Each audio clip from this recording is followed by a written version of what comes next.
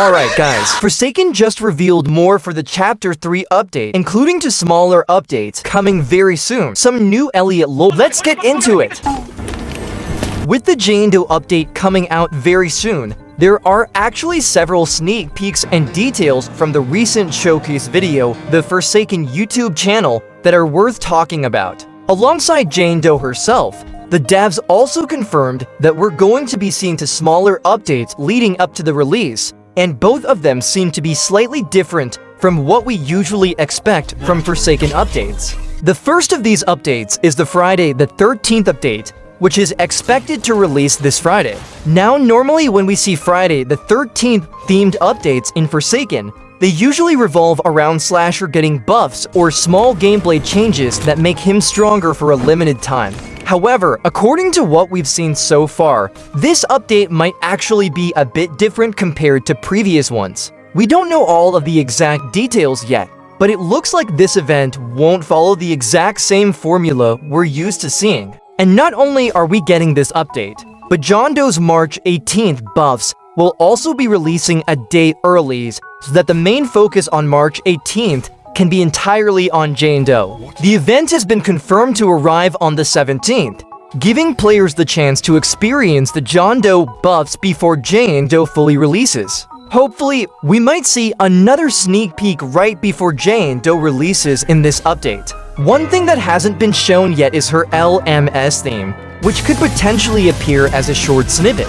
However, it's more likely that we'll get a lore drop or another teaser on March 17th instead. Along with that, we did see a sneak peek showing that the Noli Milestone renders are somewhat complete. Since players have been waiting over a year now, there's a chance the milestones could finally release with this update. However, they might also be saved for the April Fool's update instead, since there hasn't been any additional sneak peek since then. This could be to avoid building too much hype if they aren't ready for this update yet. Also, with the update coming soon, I've started a second channel where I'm posting more Forsaken gameplay videos. So if you want to check those out, the link is in the pinned comment. And subscribe now if you want to be an OG before we hit 1,000 subscribers. Not only could the Noli milestones appear, but the Dignity skin still has the potential to release as well. It was recently shown on the detective board, where Jane Doe sees him as one of the possible culprits behind Jane Doe's corruption.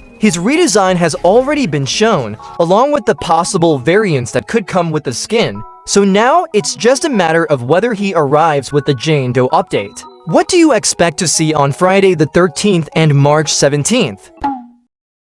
There has been a new thumbnail added to the Forsaken homepage, and one of them is for Elliot. After a long time, it finally gives Elliot some lore about how people see him after he got Forsaken. In the thumbnail, his younger sister Mia is in the middle, and it seems like she can't remember what Elliot looked like. Because of this, she is going through different faces to figure out which one is actually him. Some people think the image represents her forgetting his face entirely. There is also an error message that says files not found, and under that there are two buttons that say I just and want him back, which likely shows that she misses him. However, there is also something in the corner of the thumbnail that appears to be the Spectre. Some players originally thought it might be Flowers, the next killer potentially coming to Forsaken, but one of the people who works on the collabs for Whistle Occurrence mentioned that it isn't Flowers and that it is most likely just the Spectre. Will we start seeing more lore about Elliot soon?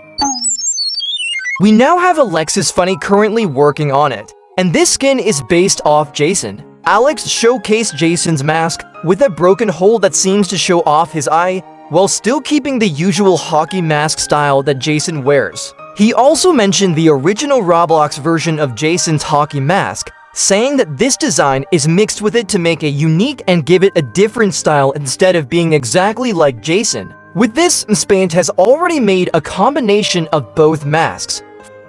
Friday the 13th inspired aberrant slasher design. It's still very incomplete, but we could definitely see this concept become something in the future if Alex manages to finish it. 3 variants of the skin. However, we also have a scrapped version of what one of the variants would have looked like. This one was based on an extremely old Dignity avatar, with the shirt being the main focus of the design, along with vines and roses wrapped around him. That was basically it for that variant. There were still a lot of people who wanted to see this variant release, with many actually liking the design, so seeing it not come to the game is a bit of a bummer. Some people were saying it looks nothing like Dignity because it was based on an old avatar that not many people know about, and others pointed out that the colors of the t-shirt didn't really match the original. But then again, that's basically why it got scrapped in the first place, so those complaints were already addressed. We should be seeing the other variants of this skin soon.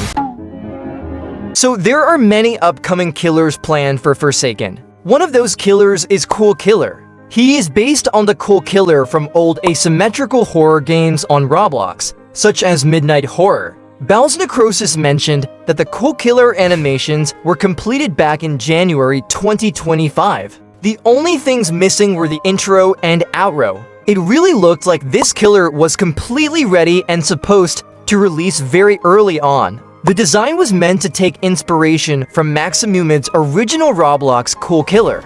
That version had the minion staff, and this Forsaken version would have included it as well. Coconut even posted some of the concept art for what Cool Killer's new model is supposed to be. It's also worth mentioning that a lot of animations were done for Doombringer, Azure, and other characters. We haven't seen most of those yet, but they are expected to receive new animations and updated models. Some players are annoyed with abilities that spawn minions, as they aren't fun to go against, which is why the minion staff is not liked. So it looks like Forsaken is definitely preparing us for Chapter 3. Subscribe and hit the bell for more Forsakening it.